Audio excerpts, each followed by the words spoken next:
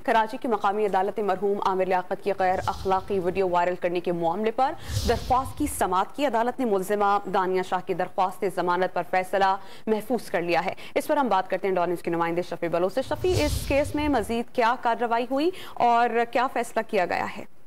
जी, दानिया शाह के वकील ने अपने दलाल में कहा कि कोई ऐसी वीडियो मुल्जिमा की जानिब से वायरल नहीं किए गए और न ही FIA की जानिब से कोई ठोस सवाल अब तक पेश किए जा चुके हैं और न ही केस में जो है वो कोई किसी लिंक का हवाला दिया गया है। लिहाजा मुल्जिमा के खिलाफ जो है वो केस बनता ही नहीं है। FIA की जानिब से जो है वो इस्तगासा की जानिब से कोई खातिर खा जवाब अदालत में पेश नहीं किया गया, जबकि दूसरी जानिब आमिर लियाकत की जो पहली एहलिया है बुशरा बीवी के वकील ने अदालत को बताया कि आमिर लियाकत के जो नाजिबा वीडियो है वो तीसरी बीवी दानिया शाह के खिलाफ वायरल की गई थी, जो कि आमिर लियाकत जिसकी वजह से सदमे का शिकार हुए और यही सदमा उनकी मौत की वजह बनी।